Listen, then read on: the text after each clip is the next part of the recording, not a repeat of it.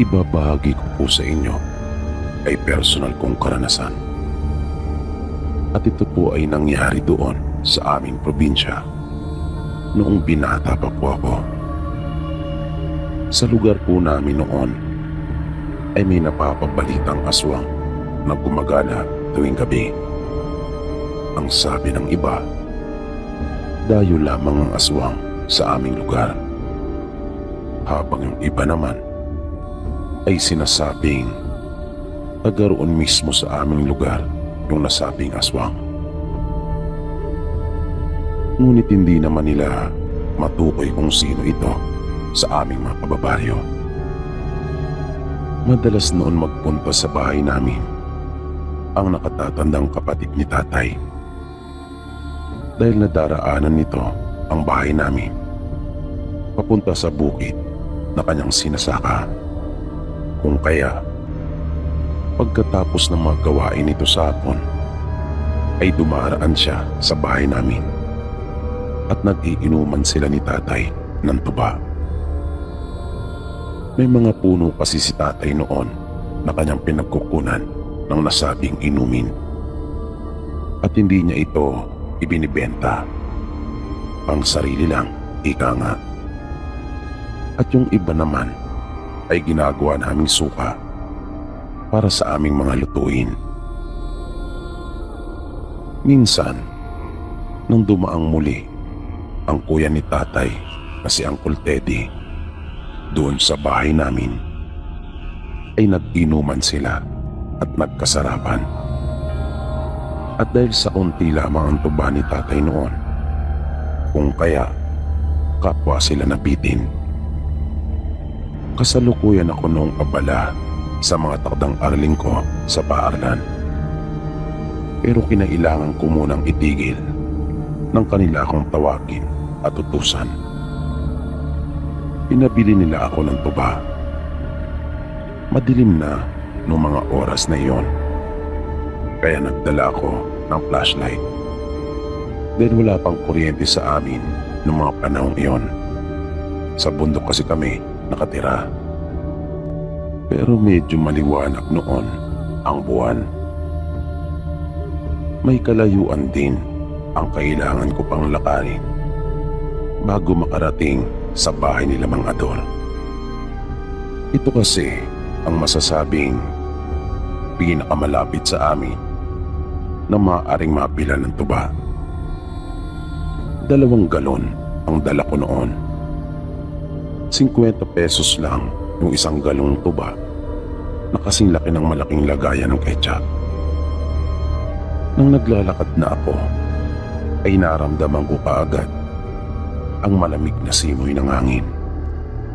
Nanindig yung mga balahibo dahil doon. Pero ayos lang naman sa akin iyon. Dahil sanay naman ako maglakad kahit gabi. Doon kasi sa amin noon, hindi basta-basta pinaniniwalaan yung mga kumakalat na bali-balita. Lalo na at wala namang matibay na patotoo. Kaya kahit pa may napapabalitang aswang na gumagala, ay hindi naman namin pinapansin at pinag-uukulan ng sapat na atensyon. At mula kasi pagkabata hanggang sa magbinata ako, ay wala naman akong naranasang kakaiba o tungkol sa mga aswang. Kaya baliwala lang talaga sa akin at hindi ako naniniwala. Pagdating ko kanila Mang Ador, ay agad akong tumawag at sinabi ko ang aking pakay. Lumabas naman ang panganay na anak nito at inabot yung dala kong mga galon. Makaraan ng ilang saglit ay lumabas na uli ito at iniabot na sa akin yung mga galon na mayroon ng laman. Ang pinagtatakan ko ay bakit parang halos ayaw nitong ibuka yung kanilang pintuan. Para bang meron siyang itinatago, na para bang meron siyang iniingatan na baka aking makita. At may naamoy akong napakalansa. Pero nanahimik lang ako at hindi ko naman sinabi sa anak ni Mang Ador yung tungkol sa mga bagay na naobserbahan ko. Iniabot ko na rin sa kanya yung aking bayad at tumalikod na ako. Maganda ang panganay na anak ni Mang Ador at halos kaidaran ko lang ito. Kaya bago ko tuluyang nilisan yung kanilang bakuran, ay minsan pa akong lumingon para sulyapan siya. At natuwa ako dahil naroon pa siya at nakatayo. Pero kasabay noon ay nagulat din ako dahil bagya na lang at kakaunti ang pagkakabukas ng pinto. Nakasilip siya at napakatalim ng kanyang pagkakatitig sa akin. Hanggang sa bigla na lang kumislap ang kanyang mga mata, sabay salya sa kanilang pintuan. Nakaramdam akong bigla ng matinding kaba, kaya nagmadali na ako. Pero mas nakakatakot pa yung mga sumunod na nangyari. Dahil nararamdaman ko na para bang may mabilis na dumaraan sa ibabaw ng aking ulo. At nang mapatingala ako, ay nakita ko pa yung paggalaw ng mga sanga at dahon ng mga punong nasa tabi ng daanan. At nakarinig na ako ng mga paguni. Nung una, ang buong akala ko pa nga ay huni lamang iyon ng mga kwago dahil nakakahawig ang tunog noon. Naririnig ko iyon ng malakas. Pero habang tumatagal ay napapansin kong umihina na iyon. At doon ko na rin napansin yung pagkakaiba ng tunog na iyon sa huni ng mga ibon doon sa aming probinsya. Hanggang sa bigla kong naalala yung kwento sa amin ng lolo ko na ang aswang kapag malayo ay malakas ang huni nito, pero kapag malapit ay mahina. Dahil doon, kung kaya, mas binilisan ko pa. Iba na rin ang nararamdaman ko noong mga oras na iyon. Nagtatayuan na yung mga balahibo ko sa katawan. Parang gusto ko nang tumakbo. Hanggang sa yung napapansin ko na nasa ibabaw ng aking ulo, ay nararamdaman ko ng kumikilos sa gilid ko. Nagpapalipat-lipat ito sa magkabila kong gilid. Kung minsan, nasa gawi ko itong kanan. At sa isang iglap, bigla ko naman itong mararamdaman na nasa gawi ko ng kaliwa. Kaya hindi na talaga ako nagdalawang isip pa na tumakbo. Noon lang ako nakaramdam ng ganong katinding takot sa buong buhay ko. Noon lang po talaga ako natakot ng sobra. Lalo na nang bigla na lang unti-unting kumupas yung liwanag ng buwan. At yung flashlight ko ay hindi pa kagad umilaw nang akin itong buksan. Nabitawan ko pa nga ito kung kaya nangapapa ako sa dilim. Nang madampot ko na ito ay puno na ng lupa. At doon pa lang ito nagliwanag. Nagmistulan akong isang kabayo na may tapao nang makita ko ng daan. Mabilis ko na talaga iyong tinakbo. Walang lingon-lingon.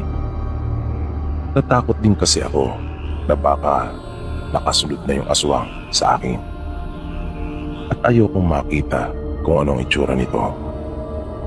Dahil sa sobrang takot ko, malayo pa ako sa bahay namin, ay talaga namang sumisigaw na ako at humihingi ng tulong. Kung kaya, sinalubong naman ako nila tatay. Nang makapasok ako ng bahay, ay maluwa-luwa talaga ako dahil sa tindi ng takot na aking naramdaman. Napansin ko pa ngang nanginginig yung aking mga kalamnan dahil sa matinding kaba. Sinabi ko kanila tatay yung mga napansin ko Hinala ko ay sila Mang Ador, yung napapapalitang aswang na gumagala sa lugar namin. Pero hindi ako pinaniwalaan nila tatay dahil matagal na raw nilang kakilala ang mga ito mula pa sa kanilang mga magulang. Dahil tulad ng pamilya nila tatay ay lehitimong mga taga-roon din sila sa amin. At may minsan ay hindi naman daw sila nakarinig ng kahit anumang balita na nagsasabing may laing aswang ang kanilang pamilya. Pero nalantad din ang sikreto nila Mang Ador nang mahuli ito sa isang handaan na nilalawayan ng isang kawa na naglalaman ng isang putahe para sa nasabing okasyon. Nawalan kasi ng bisa yung pambulak nito dahil sa laranga na inilagay sa nasabing lutuin. Laranga po ang tawag ng kalamansi sa aming probinsya. At yung usok ng nilulutong ulam na yon na may laranga ang siyang nalanghap ni Mang Ador at nagpawala ng bisa sa kakayahan niyang makapambulag habang isinasagawa niya yung paglaway doon. Nagulat ang araw yung mga tao nang makita na lang nila si Mang Ador na naroon at nakatuwad habang nilalawayan yung isang kawang ulam na yon. Dahil doon ay nalaman ng lahat ang itinatago nilang sikreto. Pero tama din ang sabi ni tatay na wala naman pala talaga silang laing aswang. Nahawa lang din pala ang mga ito nang dumalo ang kanilang mag-anak sa isang kasalan nang ikasal ang pamangkin ni Mang Ador sa kabilang pulo. At dahil sa matinding kahihiyan na sinapit ni Mang Ador ay nagpasya na lang silang lisanin yung aming lugar at nagpakalayo-layo. Mula noon ay hindi na muling namataan o nagbalik sa lugar namin isa man sa miyembro ng kanilang pamilya.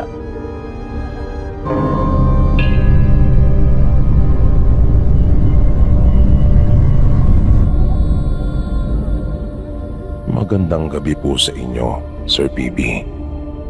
Itago mo na lang po ako sa pangalang Mel. Isa po akong guro sa pampublikong paaralan at ang ibabahagi kong kwento ay may kinalaman sa aking trabaho. Nung magtatatlong taon na po akong nagtuturo ay nagkaroon ng konstruksyon sa paaralan na aking pinapasukan. Dadagdagan ng isang gusali dahil sa kakulangan ng mga silid-aralan. Yung ginagawang bagong gusali ay katapat mismo ng bintana ng aking silid at madalas ay sumisilip ako doon. Dahil naaalala ko noong mga panahong nag-aaral pa lamang ako at pumapasok din ako sa construction para may maipangdagdag ako sa aking mga gastusin sa aking pag-aaral. Pero minsan, nang mag-isa na lang ako sa aking silid, ay may umagaw sa aking atensyon. Kung kaya napatayo ako at lumapit sa may bintana, nakita ko na nag-uuwian na rin yung mga trabador. Pero may isa na nagtatago doon sa may likurang bahagi ng barracks. Ang tingin ko pa nga nung una ay isa iyong palaboy dahil sa kanyang ayos. At nang nakauwi na ang karamihan sa mga trabador, ay tsaka ito kumilos. Bigla itong umayos na parang aso at tsaka sinubsob yung kanyang mukha sa lupa. Kaya nagtaka ako kung ano yung ginagawa ng taong grasa. Lumipat ako ng pwesto para makita ko ng mabuti kung ano yung kanyang ginagawa. Nang nasa ibang anggulo na ako, ay doon ko nakita kung ano yung sinisibasib niya. Isa yung pusa. Nagkalat yung dugo sa palibot ng kanyang bibig at mukha para itong gutom na gutom. Nandiri talaga ako sa aking nasaksihan. Kaya bumalik na ako sa aking mesa dahil hindi ko na kinaya Pero ang nasa isip ko pa rin noong mga oras na iyon ay may diferensya sa pag-iisip ng tao na iyon. Nang matapos ko na yung aking ginagawa at uuwi na, ay lumapit akong muli doon sa may bintana upang akin na iyong isara. Pero nagulat ako nang may mapansin ako nakasabit doon sa may puno. Nang sipating ko pa yung mabuti, ay napag-alaman kong yun pala yung pulubi na aking nakita kanina na kumakain ng pusa. Pero sa pagkakataong iyon, ay medyo nag-iba na ang pananaw ko tungkol sa kanya. Lalo na nang mabilis itong magpalipat-lipat ng pwesto. Doon na ako nagkaroon ng isipan na hindi siya pangkaraniwang tao. At dahil sa kumakain siya ng sariwang karne at sumisip-sip ng dugo, kung kaya naisip kong marahil ay isa itong aswang. At iyon din ang naging paniniwala ng isa sa mga nagtatrabaho doon. Dahil bigla na lang itong sumigaw ng aswang-aswang. Na kanina pa pala niya pinagmamasdan rin yung nakikita ko. At di nagtagal ay nagsilabasa na ang iba pa niya mga kasama. At kanya-kanya silang kuha ng anumang bagay na maaari nilang gamiting armas laban dun sa aswang. Pero mabilis yung naglaho matapos na dumako sa madilim na bahagi. Ngunit mula noon ay hindi ko naman na nakita pang muli yung nilalang na yon. Yung insidente na iyon ay di na muling naulit pa.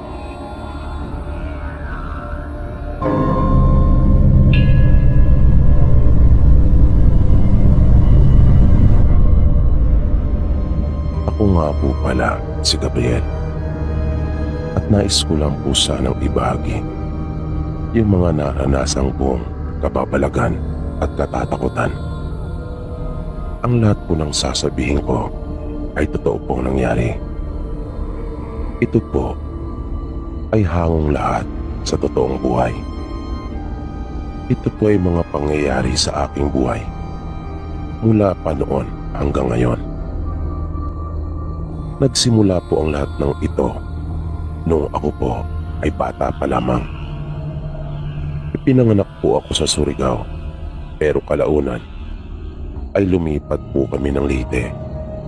Kung kaya, doon na po ako lumaki. Kwento sa akin ng mga magulang ko, nang ako po ay panganak, ay nahirapan talaga ang mama ko at muntik na siyang mamatay. Kaya naman natapo talaga noon ang lolo at lola ko na kanila po akong inihiling at ipinakiusap na ako po ay ibigay sa kanila at maisilang ng maayos na natupad naman ang kanilang kahilingan. Nang umidad na ako ng 3 taong gulang, ay doon na nagsimula ang mga kababalagan sa aking buhay.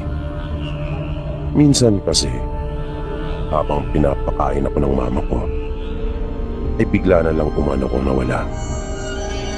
Nilalugod na nila ang buong bahay sa paghahanap sa akin. Ngunit hindi talaga nila ako nakita. Pero nang dinilaan ako ng alaga naming aso, ay saka pa lang nila ako nakita na naroon lang din at nakadapa sa sahig. Halos may matay na noon ang nanay ko dahil sa kakaiyak, kakahanap sa akin. Pero nagulat sila nang malamang naroon lang din ako. Lubha silang nagtaka kung paanong nangyari iyon, na ang dami na nilang naghahanap noon sa akin. Pero kung hindi pa ako dinilaan ng alaga naming aso, ay walang sino man sa kanila ang makakakita sa akin. Nang ako naman ay mga 5 taong gulang na, ay madalas daw nila akong makita na mayroong kausap. Kahit wala namang ibang tao na naroon at ako lamang mag-isa. At hindi lang yon. Isang araw ay nakita naman ako ng isa naming kapitbahay na nagpunta daw ako doon sa may baybay. Malapit lang kasi ang dagat doon sa amin. Mga 50 metro lang siguro ang layo nito mula sa aming bahay. Kaya agad na nagsumbong sa mga magulang ko yung kapitbahay namin iyon, na nang malaman naman ng papa ko ay nagmamadaling sumugod doon sa baybay. Nag-alala talaga sila ng gusto. Dahil nga sa 5 taong gulang pa lamang ako. At ang taas ng tubig noong mga oras na yon. Halos maubos na daw ang lakas ng tatay ko sa kakalangoy para lang maabutan ako. At nang kanya na akong mahawakan, ay agad niya akong hinila. At nagtaka siya nang makitang nakapikit ang aking mga mata. At tila ba mahimbing na natutulog. At nang madala na niya ako sa dalampasigan, ay dun pa lang ako nagising. At ang una ko raw sinambit ay napakaganda ng paraiso. Matapos ang pangyayaring iyon, ay nagpasya ang mga magulang ko na lumipat na lang kami ng bahay, yung malayo sa dagat. Kaya nanirahan kami noon sa bukid kasama sila lolo at lola. At naging maayos naman ang aming naging pamumuhay doon. Lahat ng aming mga pananim ay magagandang lahat ang tubo at sagana lagi ang aming ani. Nang mag-7 taong gulang na ako, ay doon naman na nagumpisa na makakita ako ng mga engkanto. Malinaw ko silang nakikita, pati na rin yung mga tirahan nila. At sa gabi naman, ay naririnig kong malinaw ang paghuni ng mga aswang na dumadapo sa mga kahoy. Sa maniwala po kayo sa hindi, ay totoo po talaga sila. Kahit ang mga engkanto ay totoo po umiiral at existido. Sa mga nakita ko, ay masasabi ko pong iba-iba ang uri ng mga engkanto. Meron pong puti na engkanto. Meron din namang itim at pula. Mayroon din pong engkanto sa dagat. At may kanya-kanya silang teritoryo at hangganan. Ang mga tagalupa ay sa lupa. At yung mga nasa karagatan at iba pang anyong tubig ay doon rin lamang. Noong una, sa tuwing nagpapakita po sila sa akin, ay nangihina po talaga ang aking katawan. Kung minsan naman ay nagkakasakit ako na tumatagal pa nga ng 1 buwan. At kapag gabi ay tinatakpan ko na lang pagkaminsan ang aking mga tenga dahil sa ayaw ko silang marinig. Hanggang sa ako ay mag-high school na. Kaya nagpasya sila papa noon na manirahan na kami sa lungsod. Kapag nasa paaralan ako, inaakala pa nga ng mga kaklase ko na ako ay laging nawawala sa sarili dahil nakikita nila akong tulala. Pero ang hindi nila alam, nakikita ko kasi yung mga engkanto, maging yung mga ligaw na kaluluwa sa loob at labas ng aming paaralan, na madalas ay naabala talaga ako sa aking pag-aaral. Hindi ko na kasi magawang makapakinig ng mabuti sa mga itinuturo sa amin ng aming mga guro. Minsan nga, habang nasa loob kami ng silid-aralan, ay nagulat na lang ako nang makita ko ang isang engkanto na katabi mismo ang aming guro at dinidilaan siya nito. Dahil sa yung engkanto ay nagandahan sa kanya. Kung kaya, ipinipikit ko na lang ang aking mga mata. Doon din sa silid naming iyon, ay madalas nagpapakita sa akin ang isang babae na duguan ng katawan at umiiyak. At minsan ay nakita ko ito, nakatabi yung isa naming kamag-aral at parang gusto niya itong saktan. Nakita ko ito na kanyang sasakalin yung aming kamag-aran. Kung kaya, napasigaw ako ng wag.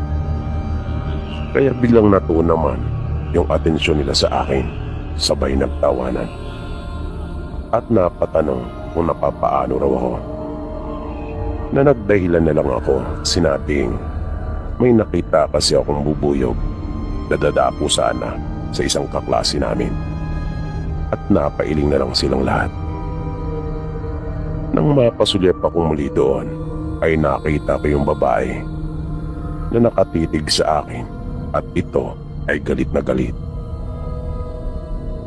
Nang sumunod na araw ay hindi ako nakapasok.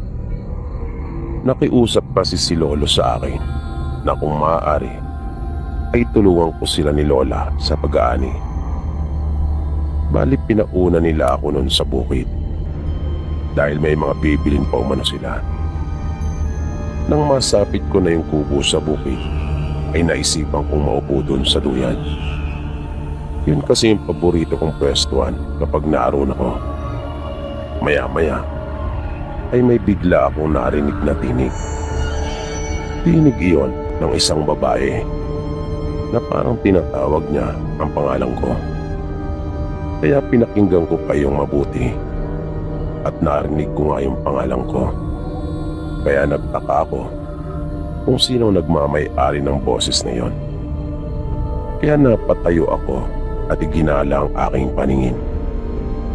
Paglingon ko sa may puno ng santol ay nakita ko ang isang magandang babae na sa tansya ko ay kaidaran ko lang. Muli niya akong tinawag upang lumapit. Sinabi niya sa akin na huwag akong matakot. Kaya lumapit naman ako at nang magkaharap na kami ay nagpakilala siya sa akin at sinabing siya ay si Liwaya. Tumugo naman ako at binanggit ko ang aking pangalan. Mabilis na sinabi nitong oo, alam ko, na napakamot na lang ako sa aking ulo dahil nalimutan kong tinawag niya nga pala ako at sa pangalan ko pa mismo. Maya-maya ay sinabi din niya sa akin na sabay daw kaming isinilang. Isinilang at anong nasagot ko sa kanya. At mabilis niyang sinabing oo. Niyaya niya ako na magpunta sa paborito niyang pasyalan at sigurado raw na akin yung magugustuhan.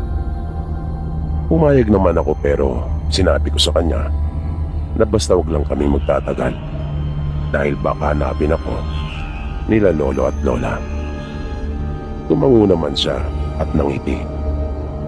At bigla na lang nagkaroon ng butas yung malaking puno ng santol. Na yung butas noon ay tamang-tama lang para sa aming mga katawan. Pagpasok namin doon ay nasilaw ako sa matinding liwanag. At nang humupa ay sunod ko namang nakita ang isang kubo na napapalibutan ng napakaraming halaman. May mga ibon din at paru-paro na iba't iba ang kulay. At bago makarating doon sa kubo ay mayroong isang maliit na tulay. Nayari ito sa binuloktot na kahoy na ang ganda na pagkakagawa. Napakahusay talaga ng pagkakayari noon. At sa ilalim ay may mga bibe. Kung kaya napahinto akong sandali pagkat nakakaaliw silang pagmasdan. Hanggang sa tawagin na ako ni Liwaya. Nung makalapit na ako sa kubo ay doon ko palang napansin na ang pinakabubong pala noon ay yari sa napakalaking dahon ng santol. At yung mga dingding noon ay yari naman sa mga balat ng kahoy na ang ganda rin talaga ng pagkakayari at pagkakasalansan. At may mga prutas pa na malapit nandoon sa kubo na ang mga puno noon ay mataas lang sa akin ang bagya. Pero mga hitik sa bunga na namangha talaga ako. Hanggang sa magulat na lang ako nang bigla akong kalabitin ni Liwaya at sinabi niyang pansinin ko naman raw siya. Tinanong ko siya kung nasaan ang kanyang mga magulang. Hindi siya kaagad nakasagot, na ang akala ko pa nga ay hindi niya ako narinig. Kung kaya, inulit kong muli ang tanong at sumagot na rin siya. Sabi niya sa akin, wala daw roon ang mga magulang niya. May mga gawain daw ang mga ito at lubang abala. Ang tatay daw niya ay gumagawa ng bahay, habang yung nanay naman niya ay isa umanong mananahin ng damit. Nalabis ko iyong ipinagtaka dahil magkatulad sila ng trabaho ng mga magulang ko. Napasarap ang aming pagkukwentuhan. Namuntik ko na talagang makalimutang umuwi. Masyado akong nawili. Na napansin ko parang hindi yata lumulubog ang araw doon.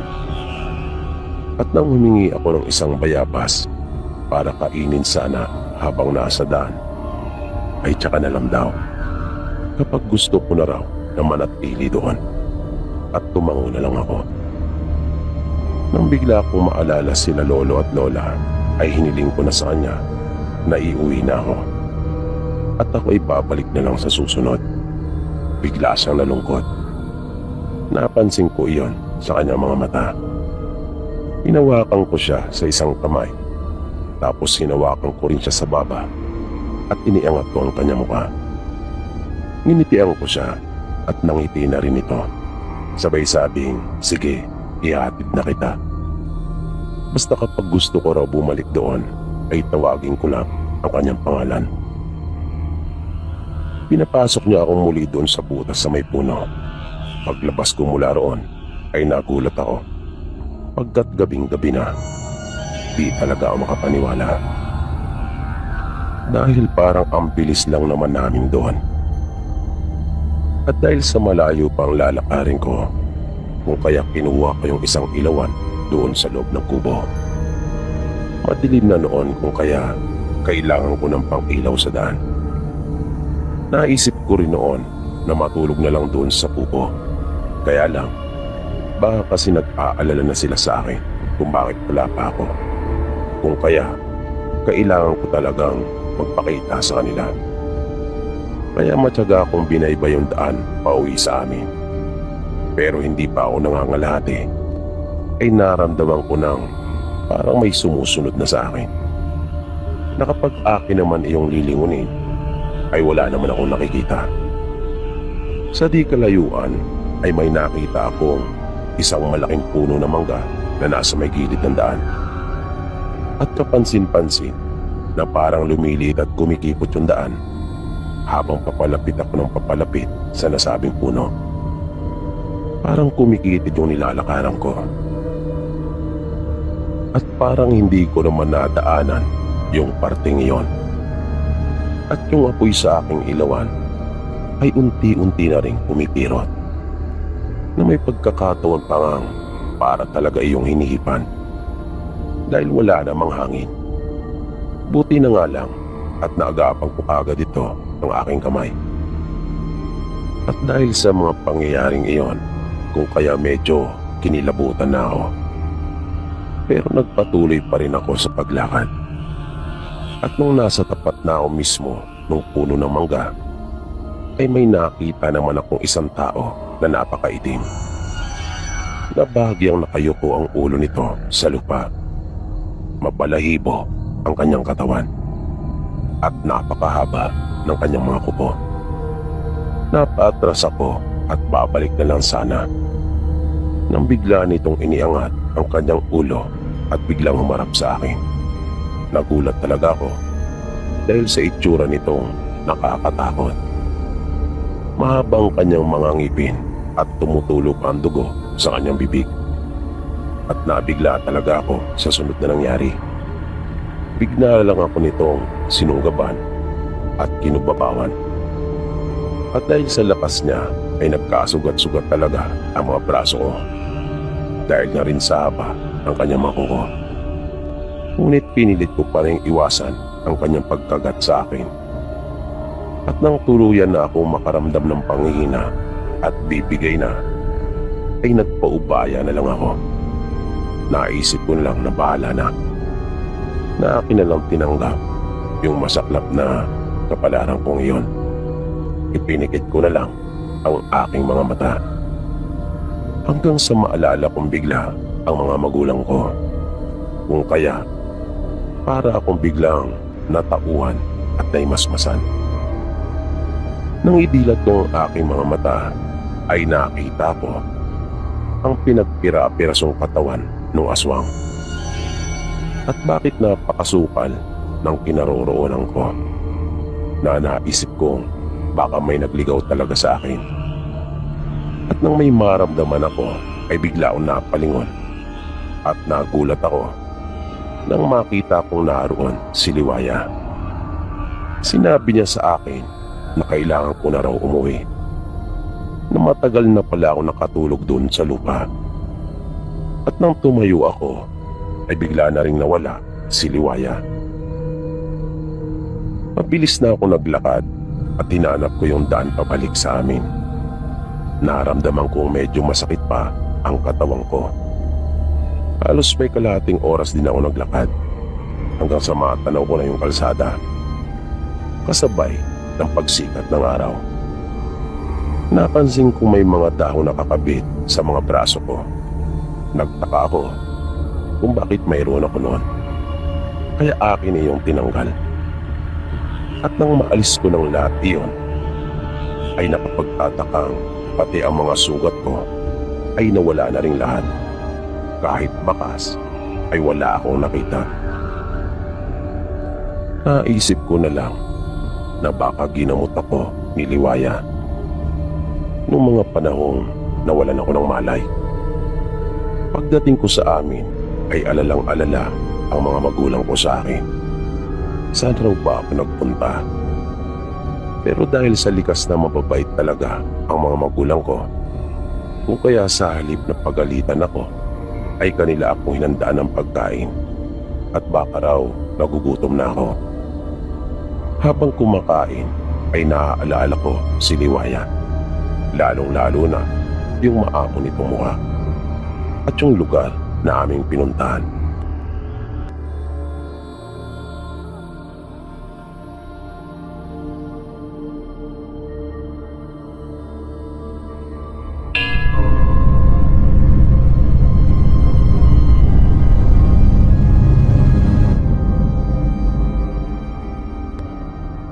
Natatandaan ko pa ang buong pangyayari. Isang maulan na araw iyon at ang tanging nasa bahay lang namin ay ako at ang nakababata kong kapatid. Nagpunta kasi noon yung mga magulang namin sa kapatid ni tatay para kunin yung pinapaalagang baka. Nang mga bandang 4:00 na ng hapon, habang patuloy pa rin bumubuhos yung ulan, ay may namataan kami na tao na naglalakad. Nasa balkonahe kami noon ng kapatid ko habang umiinom ng mainit na kape. Ilang sandali pa ay nasa kabilang bahagi na ito ng bakod ng aming bakuran at nagtatao po. Nakiusap ito kung maaari ba siyang makisilong muna. Kaya sumagot naman ako at pumayag. Tumayo siya sa may gilid ng dingding sa ibaba namin. Nakita kong basang-basa siya. Nakaramdam ako ng awa. Kaya niyaya ko siyang pumasok sa aming kusina at inalok ng kape. Napansin kong nag-atubili pa siya at napatingin lang sa akin. Kaya inulit ko yung aking paanyaya at bumaba na kami ng kapatid ko para buksan yung pinto ng aming kusina.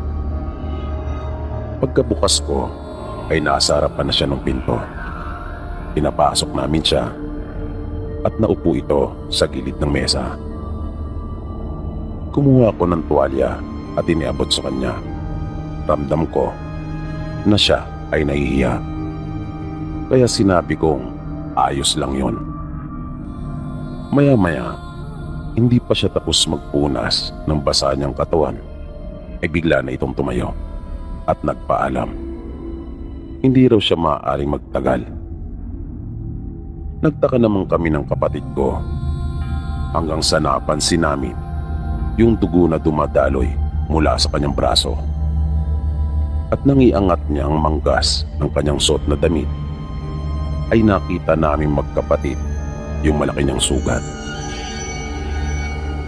Lumakad dito at aktong lalabas na nang bigla itong umarap sa amin at kanyang hinanap ang aming mga magulang.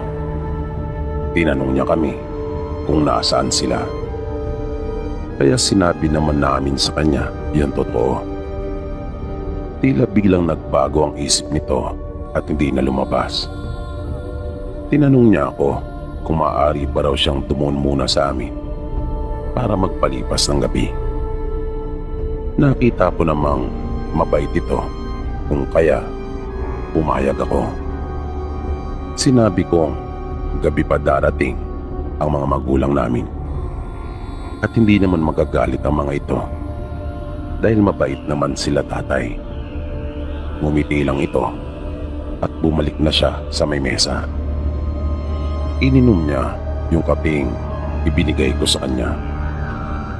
Pero napapansin kong panay ang silip niya sa may bintana na para bang may tinatanaw at inaasahang dumating. Kaya bigla kong naitanong sa kanya kung may kasama pa ba siya. Mabilis naman itong sumagot at sinabing wala. Nag-iisa lang daw siya. Sinimulan na naming magkapatid ang magpadingas sa may dapugan namin para magluto. Maaga kasi kaming kumakain ng hapunan noon at maaga ring natutulog. Wala namang kasing libangan noong mga panahong iyon maliban sa pakikinig ng radyo gamit ang transistor namin na di baterya. Walang kuryente doon sa amin noong mga panahong ngayon dahil nasa gawing bundok kami nakatira. Di tulad ngayon na pinagsikapan talagang makabitan ng kuryente. Kahit nasa bundok ay tinayon talaga ng mga nagtataasang bakal na poste para lang magkailaw yung mga naninirahan sa bulubunduking bahagi ng probinsya namin. At gano'n na nga po ang aming ginawa. Matapos magpadingas ay nagluto na kami ng kapatid ko. Natatandaan ko pa ngang daing lang at kinayog na nyog ang inihanda naming ulam noon. Habang kumakain ay nagtanong ako sa kanya kung saan niya nakuha yung malaki niyang sugat. Hindi ito kagad nakasagot at tila nag-isip pa ng malalim. Hanggang sa sinabi niya sa amin na mahaba yung istorya, kung kaya pinabayaan ko na lang. Malaki yung sugat niyang iyon, kaya nga kahit tinalian na niya ng kapirasong tela na ibinigay ko sa kanya, ay patuloy pa rin iyong dumurugo at bumabakat sa tela na itinali niya doon. Nang matapos kaming kumain, ay tinanong niya ako kung mayroon kaming luya. Nakiusap rin siya sa akin na kung maaari ay bigyan ko siya. Noong mga panahong iyon naman ay ang dami naming tanim na luya at nakatambak lang yung mga inani namin dahil sa hindi iyon ibinenta ng tatay ko pagkat napakamura ng presyo ng luya noong mga panahong iyon. Kinunan ko siya doon sa imbakan namin at binigyan. Nakita kong dinikdik niya iyon at pagkatapos ay tinanggal niya yung tali sa kanyang sugat. Inilagay niya doon yung dinikdik niyang luya at muling tinalian. Sa halip na matulog ng maaga ay nakipag-usap ako sa kanya. Pero yung kapatid ko ay nakatulog na noong mga oras na yon. Makalipas ang ilang oras ay muli siya nagdikdik ng luya at tinanggal ang tali sa kanyang sugat. Nagulat talaga ako sa aking nakita dahil para iyong nagmantika at doon naman sa luya ay parang may makapal na laway sa pagitan ng mga hibla noon. Nagtaka ako kung bakit nagkaganon. Bigla siyang napatingin sa akin. At siguro'y nahalata niya yung matindi kong pagtataka. Hanggang sa bigla ito nagsalita at nagkwento. Sabi niya, yung sugat sa kanyang braso ay dulot ng ginawang pag-atake sa kanya ng aswang. Nakabigla ako sa kanyang sinabi. Pero mas lalo akong naging atentibo sa pakikinig sa kanya. Dagdag pa ng lalaki, hinahabol daw siya ng mga ito. Kaya naisip niyang wag na lang muna umalis at doon na sa amin magpalipas ng gabi. Dahil pag iniwan daw niya kami, ay wala nang magtatanggol sa amin. At sigurado siya na madadamay kami at amin iyong ikapapahamak. Dahil may kakayahan umano ang mga aswang na matunton yung kanyang dinaanan. Dahil yung uri ng mga aswang na umahabol sa kanya ay nagtataglay umano ng malakas na pangamoy. Nung mga sandaling iyon ay nakaramdam na ako ng matinding takot. Dahil naisip ko na paano na lang kapag dumating na sa lugar namin yung mga aswang na sinasabi niyang humahabol sa kanya. At napansin niya marahil yung pagkatakot ko.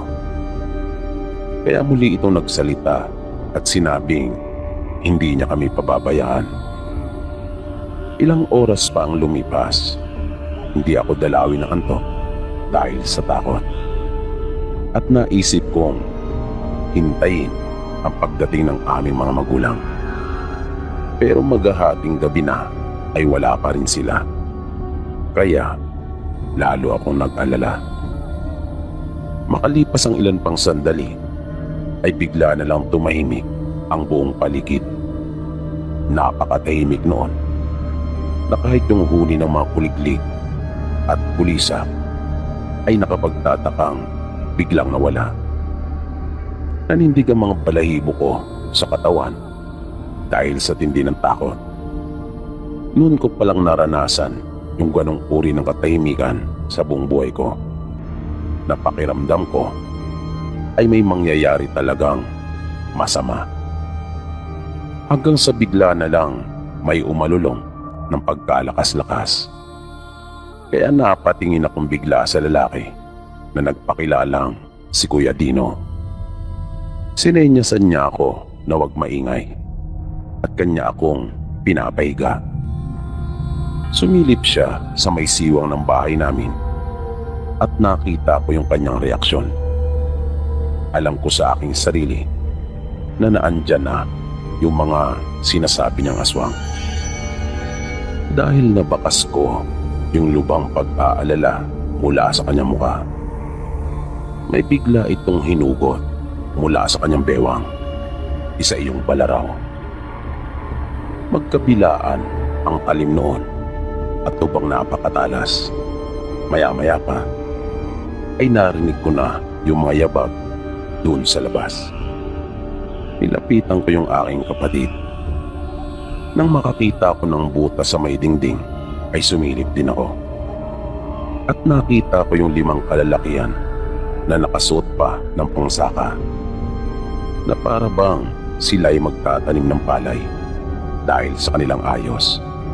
Di nagtagal ay nagsimula na silang kumilos at nagmamadali nang lumapit sa bahay namin. Kung kaya inalis ko na yung pagkakatitig sa kanila, tumigil na ako sa pagsilip dahil baka pagdiskitahan nila yung dingding at matusok pa yung aking mata. Inumpisa na nilang kalampagin yung bahay namin. Buti na nga lang at matibay ang pagkakagawa ng tatay namin. Na kahit maliit lang yung bahay namin, ay yari naman ito sa makakapal na tabla. Pero kahit hindi nila magawang masira yun ng basta-basta, ay nakakangilo naman yung dulot ng ginagawa nilang pagkalmot sa may dingding. At dahil sa mga ingay na kanilang ginagawa ay nagising na yung aking kapatid. Nagtanong ito sa akin kung ano ang nangyayari. Sinabi ko na lang sa kanya na may mga lasing na nasa labas at nanggugulo.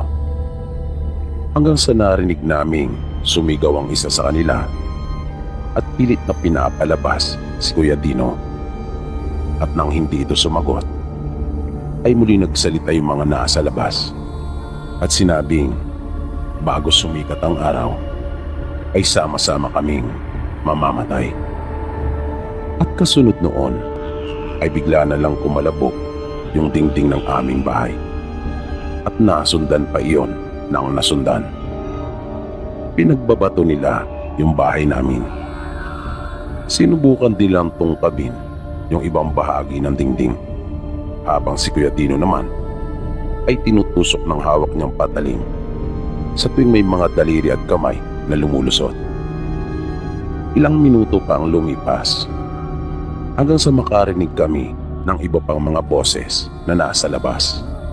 Narinig ko yung tinig ng aming mga magulang. At kasama pala nila yung kapatid ni tatay na si Uncle Norman at isa pa nilang pinsan. Bali 3 baka pala ang ipinadala sa kanila at sumama ang mga ito upang hindi sila masyadong mahirapan ni nanay. Narinig namin yung palitan ng mga sigawan hanggang sa lumabas na rin si Kuya Dino na ipinagtaka naman ng mga magulang ko. Sinugod nila yung mga aswang na nakapalibot sa bahay namin. Nakaagad nagpasya na lisanin na yung aming lugar. Nakita nila marahil at naramdaman na hindi talaga aatras sila tatay at talagang palaban. Nung mag-usisa sila ay hindi ko na lang sinabi sa mga magulang namin na ang pakay talaga ng mga aswang ay si Kuya Dino.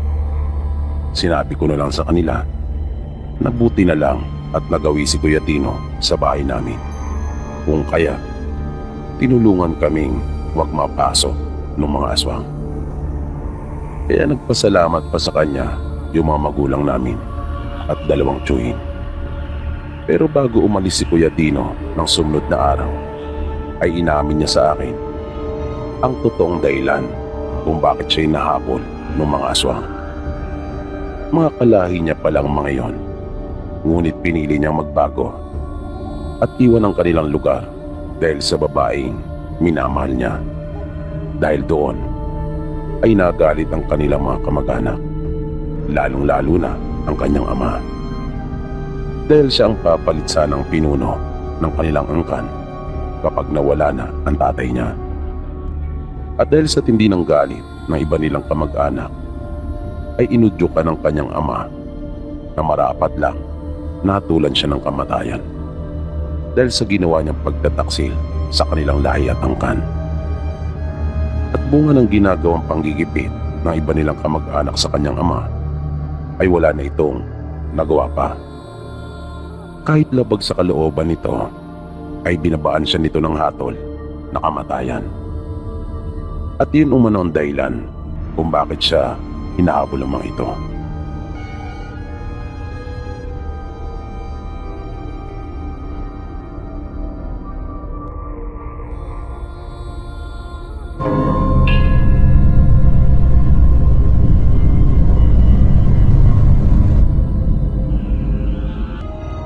Marami pong kababalagang nangyari noon sa probinsya namin, partikular na sa lugar namin mismo. At yan po ang dahilan kung bakit ako sumulat sa inyo, para ibahagi rin yung mga naging karanasan ng mga tao doon sa amin. Maraming mga naganap doon sa lugar namin noon, pero hayaan nyo magkwento lang muna ako ng isa. Ito yung nangyari sa amin na pinaka natatandaan ko. Magdadalaga pa lang ako noon nang mangyari ito. Bali nagpunta kami noon sa kabilang bayan, doon sa mga kamag-anak namin. Nayaya kasi kami dahil sa 7 taong kaarawan ng anak ng tiyahe namin. Bali kapatid siya ni tatay.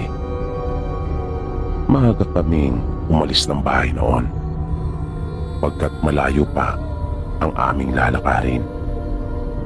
Nasa bundok kasi ang bahay nila, kung kaya wala talagang ibang paraan para marating yon kundi ang maglakad. Nang dumating kami doon ay magtatanghali na rin at nakaluto na sila. Naabutan pa nga namin yung iba na kumakain na. May mga bisita na rin kasing naroon. Kaya niyaya na rin nila kaming kumain pero nagpahinga na muna kami. Nang kumakain na kami ay biglang nagkahulan yung mga alaga nilang aso. Dahilan para matawag ang aming mga atensyon. Ang buong akala kasi namin ay may mga bisita silang dumating. Pero nang mapatingin kami sa kinakahulan ng mga aso, ay nakita namin ang ilang tao na makikiraan lang pala. Marami silang mga dala at pasan. Ilan na dito ay yung mga naglalaki ang awa, na parang noon lang yata ako nakakita ng ganun kalaki. Napasilip pa nga ako noon sa ginamit na kawa ng tiyahe namin sa handaan nila. At parang nanliit yung kawa nila sa pasa ng mga taong nagdaan. Ang akala ko, kakilala sila ng mga kamag-anak namin doon. Pero dire-diretso lang ang mga ito. At doon kasi sa probinsya namin ay magigilid at mababait talaga ang mga tao, na kapag daraan ka sa bahay ng iba ay babati ka at magsasabi na para bang nagpapaalam ka na rin. Kaya medyo iba na kaagad ang naging pakiramdam ko sa mga taong dumaan. Kahit na yung ibang mga tao na naroon ay napapatanong kung sino raw yung mga dumaan na iyon,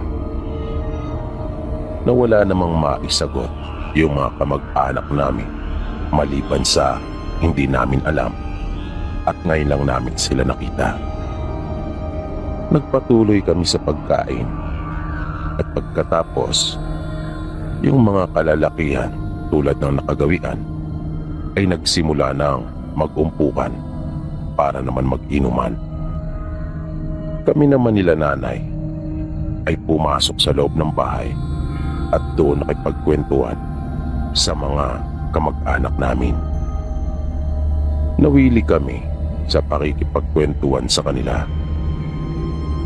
Bibihira lang rin kasi kaming magkita-kita, habang sila tatay naman at kuya ay nalibang na rin sa pakikipag-inuman sa labas. Kaya ang siste, niyaya na lang nila kami na doon matulog at sa kinabukasan na umuwi. At wala na kaming nagawa pa kundi ang pagbigyan sila, dahil hindi na rin naman talaga papayag pa ang mga ito na kami ay umuwi pa. Nang isa-isa nang nag-uuwian ng mga tao, ay tumulong na rin kami ng mga kapatid kong babae sa pagliligpit, habang sila tatay naman ay tuloy pa rin ang kanilang pakikipag-inuman, hanggang sa magpaalam na rin yung mga natirang bisita makara ng ilang oras. Kami naman ay nasa kwarto na noon at kasama yung mga pinsan naming babae. Nang mga mag-aalas 8 na ng gabi ay narinig naming panay ang pag-alulong ng mga alaga nilang aso, bagay na ikinagulat din ng mga kamag-anak namin, dahil noon lang daw umalulong ang mga iyon at naging maligalig. Pero hindi naman nila iyon masyadong binigyan ng pansin, dahil ang sabi nga ng tiyahe namin baka may nakikita lang na maligno o engkanto. Dahil malapit sa bahay nila yung pinaniniwalaang daanan ng mga ito. Lumipas pa ang ilang oras at naririnig pa naming nagkakasayahan noon sila tatay. Hanggang sa bigla na lang nagkagulo.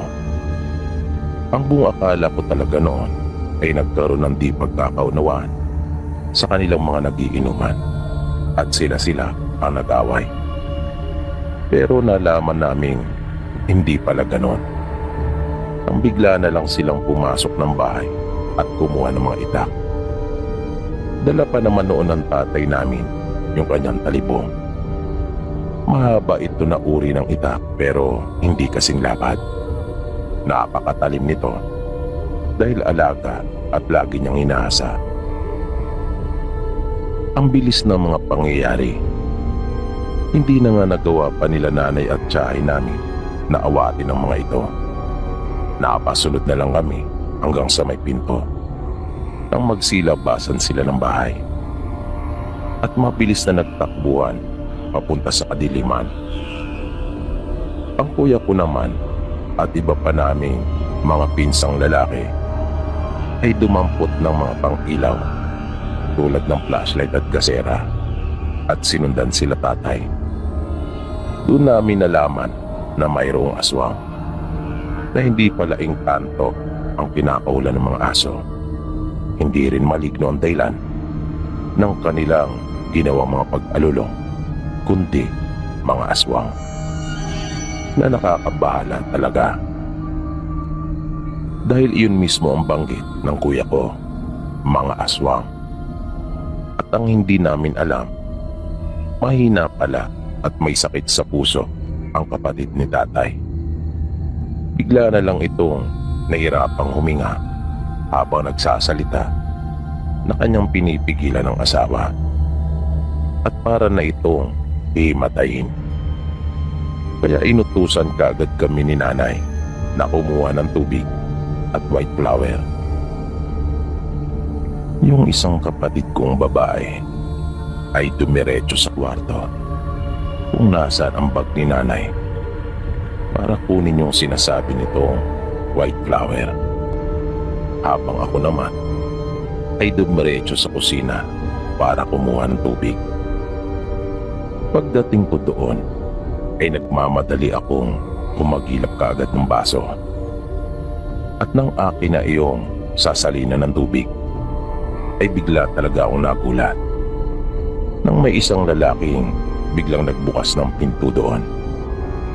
At nang bumukas iyon ay mayroon pa itong isang kasama. Pero ang buong akala ko nung una ay mga bisita lang rin sila at para silang mga lasing. Kung kaya akala ko ay kasama sila nila tatay na nagiinuman doon sa labas. Pero nang kumilos ang mga ito malapit sa akin ay doon ko na napansin na hindi sila mga lasing at masama talaga ang pakay. Dahil umangil pa ang mga ito na parang mga mababangis na hayop at nakakatakot talaga yung mga itsura nila. Kapansin-pansin din yung kakaibang pamumula ng kanilang mga mata. Kung kaya napasigaw na ako sabay takbo. Maya-maya ay hindi lang ako ang walang tigil sa kakasigaw. Pati mga pinsan, maging yung nanay ko, ay naririnig ko yung mga malalakas nilang boses dahil sa iyawan. Pagkat sumunod talaga at pumasok yung dalawang aswang. Pero bagaman takot ay namalas ko talaga yung kakaibang tapang din ng nanay ko. Lumaban talaga ito. Yun nga lang, maraming kasangkapan ng tiyahin ko ang nasira at nabasag. Dahil lahat ng mahawakan niya ay kanya talagang ipinupukol sa mga ito. Pero hindi pa rin tumigil yung dalawa. Di nga nila malaman kung sino ang uunahin nila sa amin na susugurin.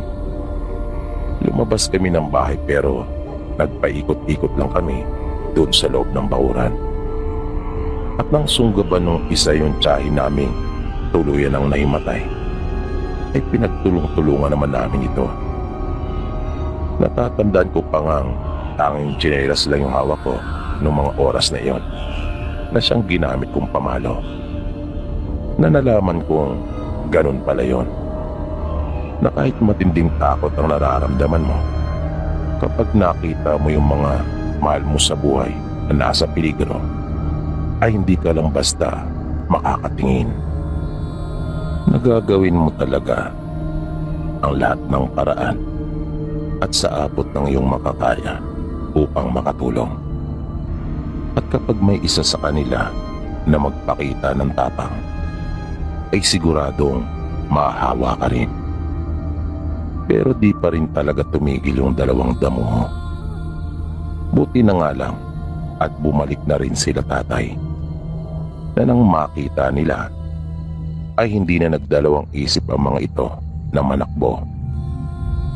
Nang humupa ng kaguluhan at wala na yung tensyon, ay nalaman naming hindi nila naabutan ni isa man sa mga aswang. Pagkat ang bibilis daw ng mga ito at ang galing magtago sa dilim. Pero nagawa nilang masugatan yung isa sa mga yon. Pero alam nila tatay na baliwala lang ang tinamunong sugat dahil nga sa mga kakayahan nila. Nalaman namin na may nagdaraos din ng okasyon sa kanilang panig ng bundok. Yun nga lang, kakaiba yung okasyon nila. At dun pala papunta yung mga nakita naming may mga pasan at maraming dala na naglalakihan ng kanilang mga kawa. Hinala nila tatay ay doon nagdaos ng kapistahan yung mga aswang. At kapag nagdaraos kasi ang mga ito, ay pumipili sila ng kanilang mga kaanak o di kaya kaanig na siyang mag-aalay. Kumbaga, may toka ang mga ito na sila ay tinatakdaan. At ang masama ay tila kami pa yata ang napagdiskitang puntahan para kunan ng kanilang iaalay. Minsan na kasing nabalitaan ni tatay yung ginagawang selebrasyon na iyon ng mga aswang. Kung kaya, may nalalaman siya tungkol sa mga bagay na to. Pero paliwanag niya, noon pa lang yata nagdaos ang mga aswang ng pista doon sa aming lugar. Na ang ibig sabihin ay dumayo pa pala ang mga ito. Na ang iba pa nga ay mga tawid dagat pa. Sa makatuwid ay mga nagbarko pa sila makarating lang at makadalo sa kanilang pista. Buong magdamag na hindi natulog sila tatay. 10 ng mga kalalaki ang naroon noong pagkakataon na yon. Nag-alala kasi sila na baka muling sumugod ang mga aswang at magdala pa ng marami nilang kasama. Ang bayaw naman ni tatay kasama ang 2 nitong anak na binata ay pinuntahan ng kanilang mga kamag-anak at humingi ng dagdag na suporta. Kaya animoy nagkaroon muli ng handaan sa bahay nila. Nang muling magkarami ang mga tao, buti na nga lang rin at marami pa silang natirang handa. Kung kaya, iyon ang ipinakain nila tiya sa mga nagbabantay. Awa naman ng Diyos ay lumipas ang magdamag na wala namang nangyaring masama sa amin. Kaya kinabukasan ay nakauwi kami ng payapa sa bahay.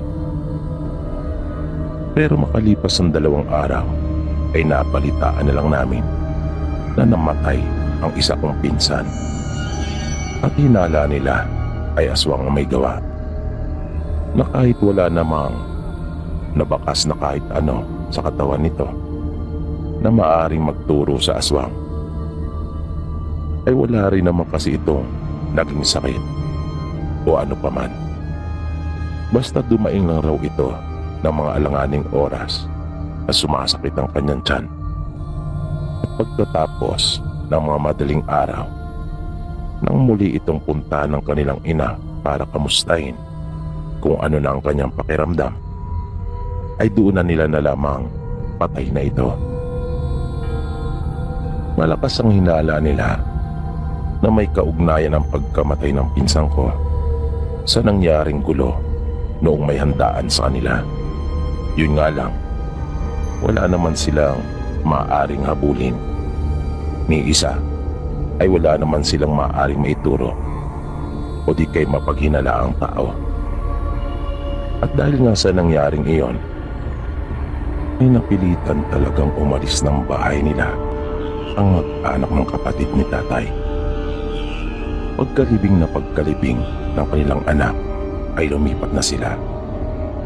Sabi kasi ng mga tao doon sa kanila, maaaring itinuloy pa rin ng aswang yung balak niya, na baka hindi ito tinigilan tungkol sa itinoka sa kanya, kung kaya namatay ang kanilang anak. Kaya nanganganib din sila tiya na baka sila naman ang isunod. Yun din ang ipinayo sa kanila ni tatay, ang lumipat na lang, dahil lubang delikado at mahirap pag ganong hindi mo alam kung sino ang iyong kalaban.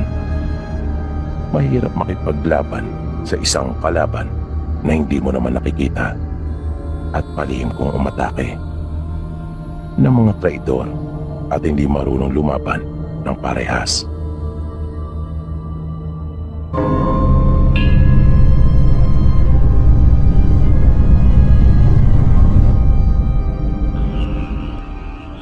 Tubong Leyte po ako, pero halos lumaki sa Sorsogon. Ang ibabahagi ko pong kwento sa inyo ay totoong nangyari. Ito po ay hango mula sa tunay na buhay. Naganap po ito noong mga 11 anyos pa lamang ako. Doon po sa lugar namin noon ay may isang pamilya na pinaghihinala ang aswang.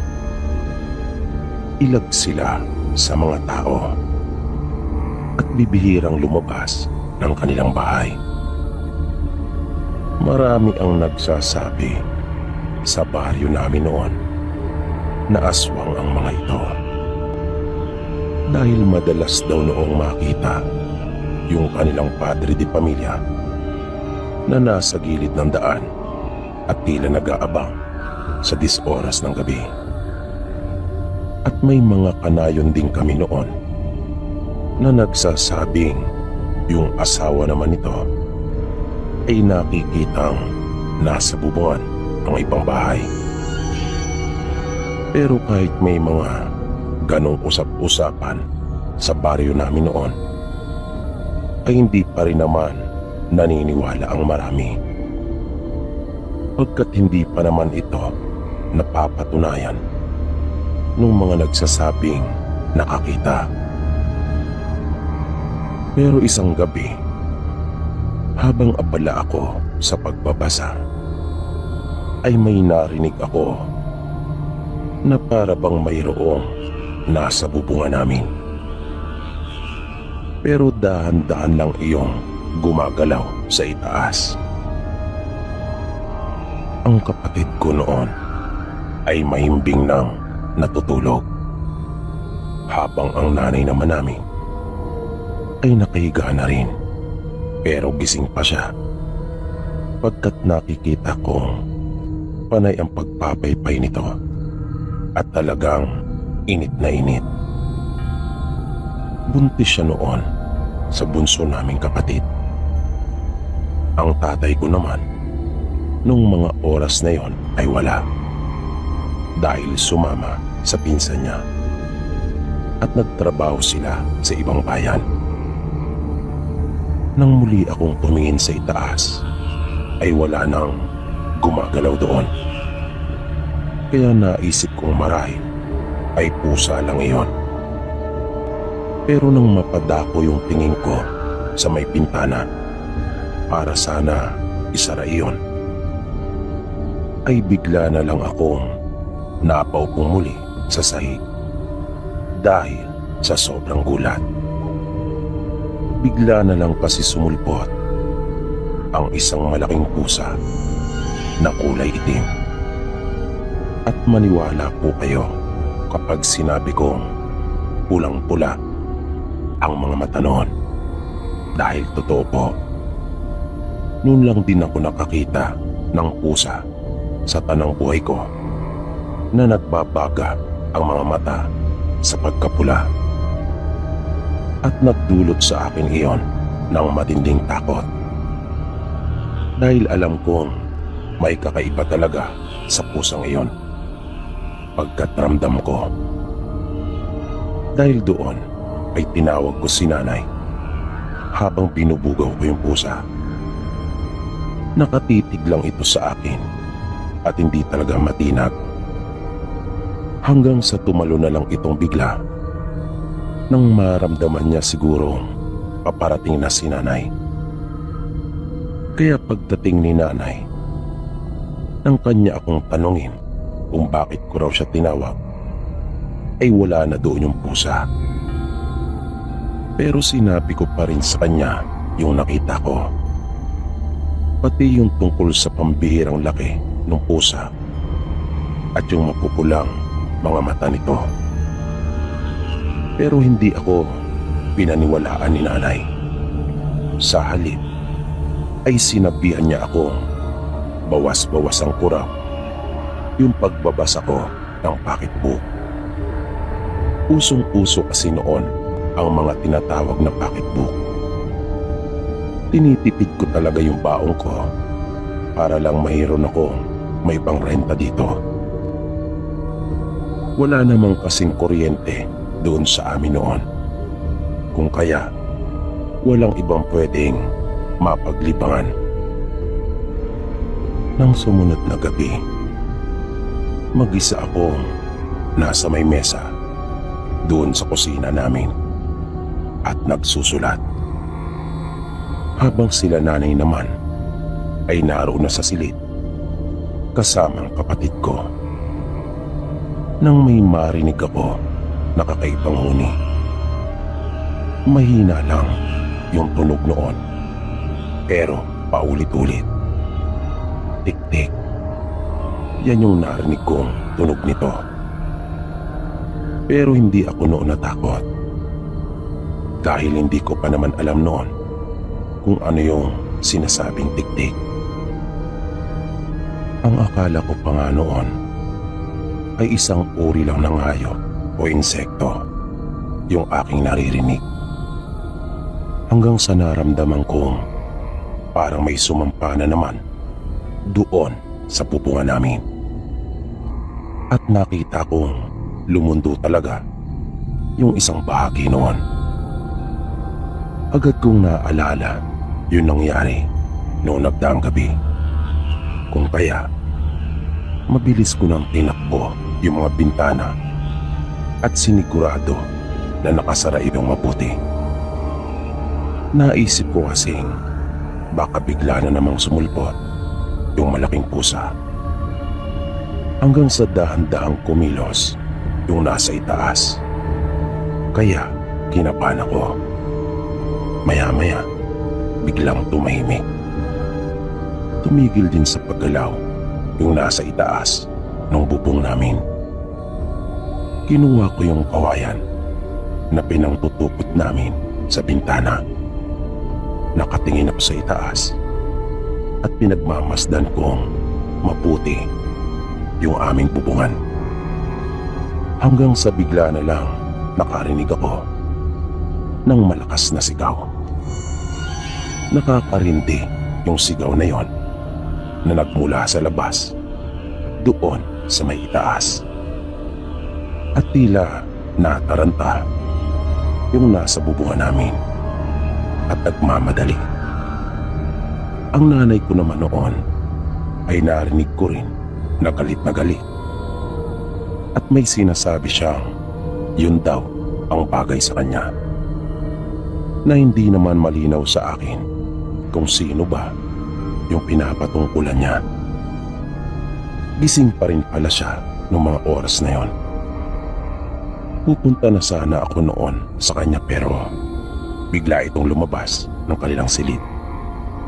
At sinabihan akong huwag magbubukas ng pintana at pinto kahit anong mangyari.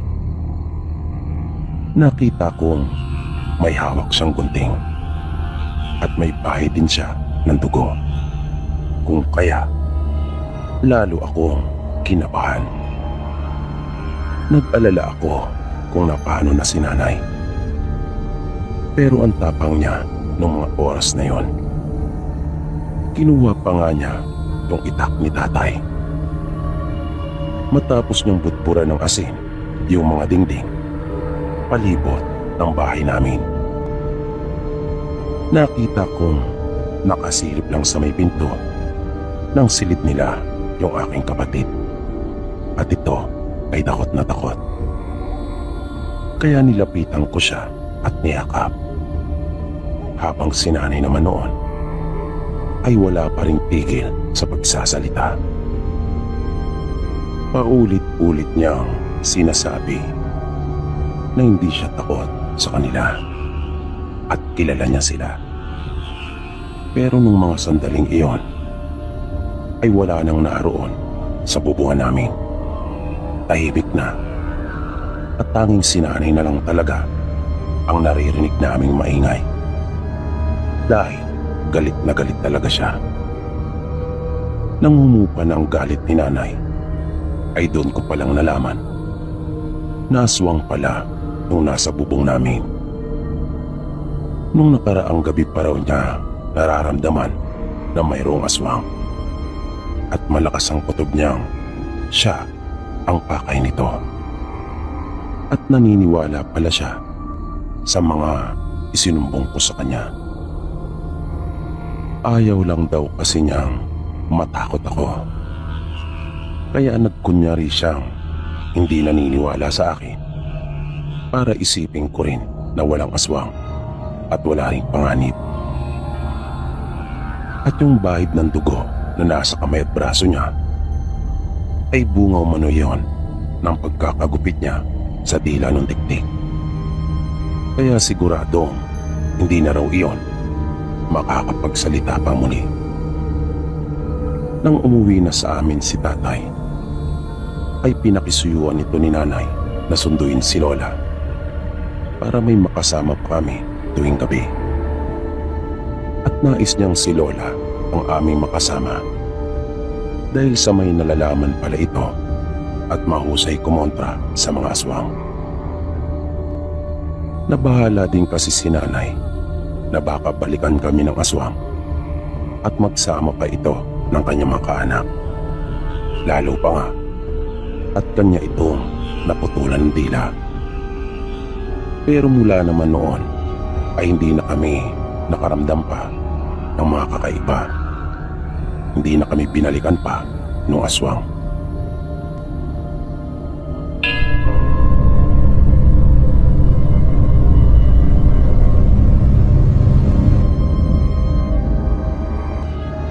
Maaga pong naghiwalay ang mga magulang ko.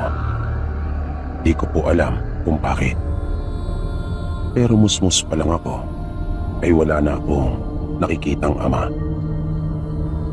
Inuwi ako ni nanay sa kanilang probinsya at iniwan ako sa mas nakatatanda niyang kapatid. Bali pinapadalan niya lang yung kapatid niya tuwing sweldo. May 3 silang anak at sila ay mga pinsang ko. Bali magkalapit lang ng bahay sila Auntie Edith at yung mga magulang nila na sina Lola Ingkay at Lolo Meroy. Mga may 100 metro lang siguro ang pagitan ng kanilang mga bahay. Mababait naman yung mga pinsang ko. Kahit yung ate ni nanay at asawa nito. Pero hindi kasi katulad sa Maynila na kapag may gusto ka ay madali mo mabibili. Doon nga ay bihira kaming makakain ng tinapay. Tuwing nagpapabahay lang si ante. Kaso tuwing ikalawang linggo bago naman ito magpabayan. Ang layo kasi. Nasa bundok kami. At kapag umaalis si Ante papuntang bayan, ay mahigpit niya kaming binibilinan na huwag magpapasok sa kanilang bahay. Lalong-lalo na raw sila lolo at lola. At kapag pumunta ang mga ito, ay pumasok na raw kami kaagad sa loob ng bahay at wag na wag lalabas. Hindi ko rin noon maintindihan kung bakit parang pinapaiwasan nila sa amin sila lolo at lola. Minsan nga, sinabi ko kay Auntie Edith na gusto kong makita at bumisita kanila lolo at lola para naman makilala ko sila. Pero hindi ito pumayag at mahigpit akong binilinan na huwag pupunta sa bahay ng mga ito. Hanggang sa isang araw ay nagpabayang muli si Auntie Edith at isinama niya yung isa nilang anak. Kaya 3 lang kaming natira sa bahay nila. Yung asawa niya noon ay wala, pagkat abalang-abala ito na nagtatrabaho sa bukid. Nasa loob lang kami noon ng bahay nila dahil yun ang pili ni Ante sa amin. Hanggang sa mainip ako, kung kaya niyaya ko yung 2 pinsang ko na lumabas at maglaro doon sa may bakuran. Pero tumanggi ang mga ito at pinagalitan pa ako noong pinaka-panganay nila. Ipinaalaala pa nga niya sa akin yung pili ng kanilang ina. Kaya ang ginawa ko ay pumasok na lang ako sa silid namin at nahiga. Sinundan pa nga ako noon ng pinsang ko at nakita niyang nakahiga ako na nagtalokbong pa ng kumot. Nang maramdaman ko lumabas na siya ng silid, ay dahan-dahan kong inalis yung kumot. Nilagyan ko ng mga unan yung hinigaan ko at saka ko ito muling tinakpan ng kumot. Maingat akong naglakad papunta sa may bintana at doon ako dumaan. Nagmamadali akong naglakad habang nakayuko. Binaybay ko yung daan papunta sa bahay nila lolo at lola. Gusto ko kasi silang makita at gusto ko ring malaman kung bakit pinaiiwasan nila sila sa amin. At dahil iisa lang naman ang daan doon, kaya madali lang iyong puntahan. Minsan ko na ring ipinaturo iyon sa isang pinsang ko kung saan banda. Kaya sigurado ako hindi ako maliligaw. Hanggang sa matanaw ko na nga ang isang bahay. May kalakihan iyon kumpara kanila Ante. Pero simple lang ang pagkakayari. At pang probinsya talaga. At kahit medyo luma na at bulok ang ibang parte, ay puro magagandang tabla ang ginamit. Hanggang sa may nakita akong mga nakasabit sa dingding ng bahay nila na siyang nakakuha ng aking atensyon. Kaya isa-isa ko iyong nilapitan. Sinundan ko iyon. Hanggang sa namalayang ko na lang na nakapasok na pala ako sa loob ng bahay nila. At may napansin akong pinto at bagya iyong nakaawang. Kaya sumilip ako doon at nanlaki talaga ang aking mga mata dahil sa aking nakita. Mayroon isang sinaunang katri doon at may 2 hayop na nasa ibabaw noon na nakahiga, na hindi ko talaga mawari kung anong uri ng hayop ang mga iyon. Hanggang ngayon nga ay hindi ko talaga iyon maipaliwanag. Dahil hindi naman aso at hindi rin naman pusa. Pero may 4 na paa na may kalakihan ang kanilang mga ulo at wala silang mga balahibo na halos kasing laki iyon ng leon. Mayroon din silang mga buntot pero maikli lang na parang nakakatulad sa mga baboy. Sa takot ko ay mabilis na akong tumalikod at nagmamadali akong lumabas. Patakbo akong umuwi ng bahay nila Auntie Edith. Pagdating ko ng bahay nila ay talaga namang hingal na hingal ako. Sasampa na sana ako noon sa bintana nang bigla na lang bumungad yung magkapatid at nahuli nila ako. Nakiusap ako sa kanila na huwag akong isumbong sa kanilang ina. Pero binlockmail nila ako.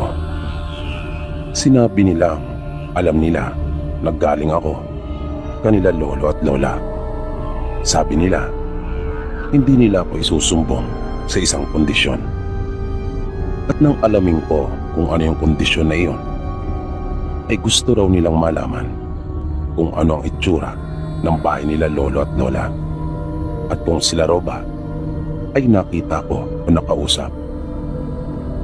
Dahil sa takot na baka paluin ako ng nanay nila kapag nalaman nitong nagpunta ako sa bahay nila lolo, ay napilitan akong sabihin sa magkapatid kung ano ang mga nakita ko.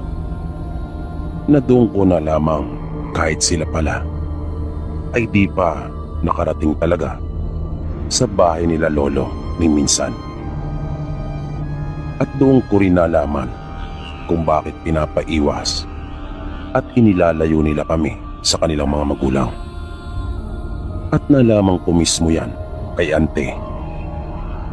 Dahil kalaunan ay lumabas din at nalaman nito na nagpunta ako sa bahay nila lolo at lola. Isinumbong lahat ng 2 niyang anak ang mga sinabi ko. Inamin niya sa akin na aswang ang mga magulang nila. Pero hindi raw nila tinanggap ang ibinibigay sa kanila ng nanay at tatay. Ayaw rin nilang magpasalin. At yun daw ang dahilan kung bakit inilalayo nila kami sa kanilang mga magulang. Baka raw kasi kami pa ang mapagdiskitahan